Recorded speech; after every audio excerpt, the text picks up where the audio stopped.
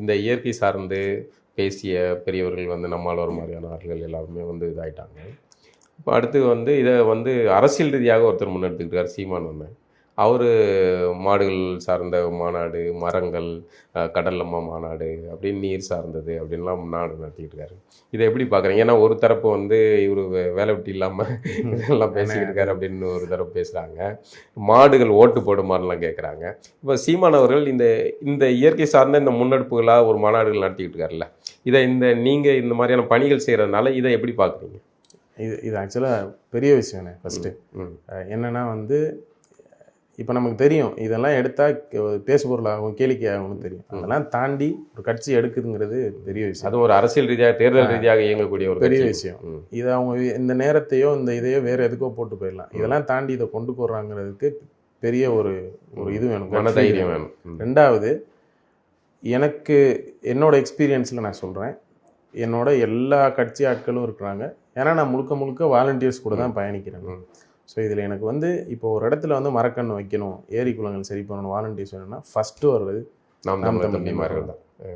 ஏன்னா அந்த உணர்வு சூப்பராக இருக்கும். நான் இல்லை இது நான் இவங்க வந்த ஒன்று இப்போ ஐயா பெரியவர் நம்மாழ்வார் அவர்களுடைய வரவுக்கு பிறகு ஒன்று, அடுத்ததாக அது தேர்தல் அரசியலில் நாம் தமிழருடைய வரவுக்கு பிறகுமே பசங்கிட்ட வந்து ஒரு இயற்கை சார்ந்த அதுதான் ஊர் திரும்புதல் அப்படிங்கிற ஒரு வந்து பனைமரத்தை எடுத்துக்கோங்க, நீர் மேலாண்மை எடுத்துக்கோங்க, தற்சார்புகள், இந்த மாதிரி வார்த்தைகளே நிறைய பேருக்கு வந்து இவரை வச்சு தான் தெரியும். அதே நம்ம கேளிக்கையாக பேசுகிறாங்க. இதெல்லாம் தாண்டி கொண்டு போய் சேர்த்ததுன்னு ஒன்று இருக்குல்ல, பெரும்பங்கு அவருக்கு இருக்குண்ணே. அது நான் 100% அதுதான் உண்மை. அது எத்தனை பேர் மறுத்து அது கிண்டல் பண்ணாலும் அதுதான் உண்மை. அதுக்கே ஒரு பெரிய கட்ஸ் வேணும்ண்ணே.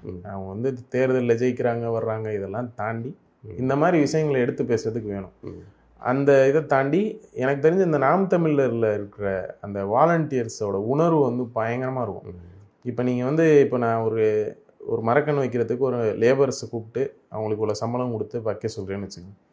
அவங்க எத்தனை 100 குழி எடுக்கணுமா எடுத்துகிட்டு அவங்க பாட்டுக்கு போயிடுவாங்க. ஆனால் இவங்கள்ட்ட கொடுத்தா, இப்போ அதே நேரத்தில் இப்போ நீங்கள் என் ஃப்ரெண்ட்ஸ் சர்க்கிளே யாரையும் கூட எடுத்துக்கோங்க, ஏதாச்சும் ஒரு செலவு நான் அவங்களுக்கு பண்ணணும்.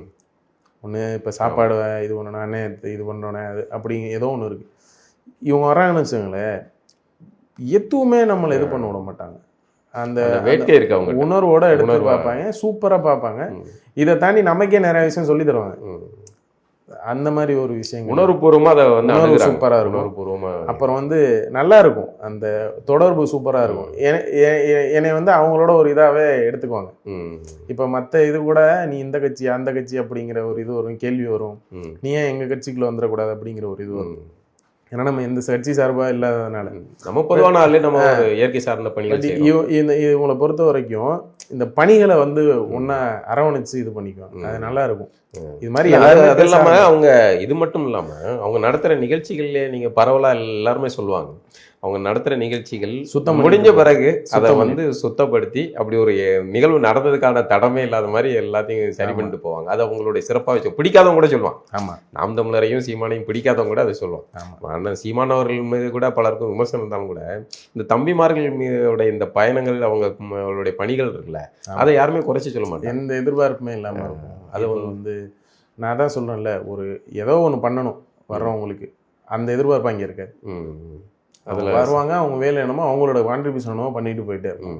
அந்த இது கரெக்டாக இருக்கும். அந்த மாதிரி எல்லாருமே பேச ஆரம்பிக்கணும். ஏன்னா வந்து மற்ற எல்லா கட்சிகளும் நாம் தமிழர் மட்டும் இல்லை, எல்லாருமே பேசணும். மற்ற விஷயத்த பேசுறதுக்கு மற்ற விஷயத்த பண்ணுறதுக்கு ஆட்கள் இருக்கு. இப்போ வந்து நான் பாலிடிக்ஸ் பேசுகிறேன்னு சொல்ல வரல. நமக்கு வந்து இந்த உனக்கு ஏதோ மனசு சரியில்லையா, ஒரு கோயில் குளத்துக்கு போயிட்டு வா அப்படின்னு கோயிலுக்கு அடுத்து குளங்கிற பேர் வரும். நம்ம சொல்லாடல்லே அப்படிதான். இப்போ இங்கே கோயிலை பார்த்துக்கிறதுக்கு நிறைய பேர் இருக்காங்க, நிறைய ஊரில் நிறைய பேர் பண்ணிக்கிறோம். குளத்தை பார்த்துக்கிறது யார் இருக்காங்க? கோயிலுக்கு கொடுக்குற அதே இம்பார்ட்டன்ஸ் குளத்துக்கு கொடுங்கன்னு சொல்லலை. கோயிலுக்கு கொடுக்குற இம்பார்ட்டன்ஸு கொஞ்சம் குளத்துக்கும் கொடுத்தோம் அப்படின்னா நம்ம மட்டும் இல்லை, நிறையா இது நல்லாயிருக்கும். ஏன்னா தண்ணியை நம்பி நம்ம மட்டும் இல்லை, எல்லா உயிரினமும் அதை நம்பி தானே இருக்குது. ஸோ அதையும் பார்த்துக்கிட்டோன்னா நல்லா இருக்குங்கிறது தானே என்னோட. ரொம்ப நன்றி, உங்களுடைய பயணம் சிறக்கட்டும். வாழ்த்துக்கிறேன். தேங்க்ஸ்ண்ணே.